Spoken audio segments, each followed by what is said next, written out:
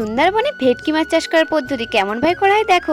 বন্ধুরা, আজ ভোরবেলা চলে গেছিলাম আমাদের মাতলা নদীতে। কুয়াশা ভর্তি ভোরবেলাতে সত্যি অনেকটাই ভালো লাগে, আর দেখতে অনেক সুন্দর লাগছে নদীটা। তোমরা এখানে কেউ যদি না আসো তো অবশ্যই ঘুরে যাবে এই জায়গাটায়। তো চলো তোমাদের একটা জিনিস দেখায়। এই দেখো নদীর কাছে এটা কি পুরো নেট দিয়ে ঘেরা, এগুলোই কি করা হয়? এটা কিন্তু একজনের ঘের, এখানে অনেক মাছ কাঁকড়া সব চাষ করা হয়। তো আজ দেখাবো ভেটকি মাছ ছোট থেকে বড় কিভাবে করে, তা আবার সুন্দরবনের পদ্ধতিতে। এই মাছগুলো অন্য জায়গাতে কিনে নিয়ে এসেছিল, সবই মিষ্টি জলের মাছ। তোমাদের একটা কথা বলি, আমাদের এখানে সুন্দরবন প্রায় লোক মাছের চাষ করে, মাছের সাথে ধানের চাষও করা হয়। যারাই মাছ চাষ করে তারাই জানে মাছ চাষে কতটাই কষ্ট হয়। আর জানো এই দাদুদের না অনেক মাছ মরে গেছে, প্রায় সবই ভেটকি মাছ। তো আবার মনে সাহস রেখে দাদুরা কিন্তু আবার সেই ভেটকি মাছই ছাড়ছে। এই মাছগুলো সব মিষ্টি জলে চাষ ছিল, এখন এই নোনা জলে ছাড়ছে মাছগুলো। এই মাছ চোখে দেওয়ার জন্য এই দাদু এখানে একটা ছোট্ট ঘর করে কিন্তু থাকে। এই দাদুটা কিন্তু মাছের বাচ্চাও বিক্রি করে। আমরা অনেকবার ছেড়েছি দাদুর কাছে ছোট ছোট মাছ আমাদের পুকুরে। তোমরা এবার আশীর্বাদ করো এই মাছগুলো যেন হয়। তোমাদের যদি এই বোনটার ভিডিও ভালো লাগে অবশ্যই পাশে থেকো, আরো অনেক ভিডিও শেয়ার করবে এই সুন্দরবন থেকে। যাই হোক, আজকের ভিডিওটা এই পর্যন্ত, দেখা হবে নেক্সট ভিডিও। আমার ভাই যেন এখানে পড়ে যাচ্ছিল।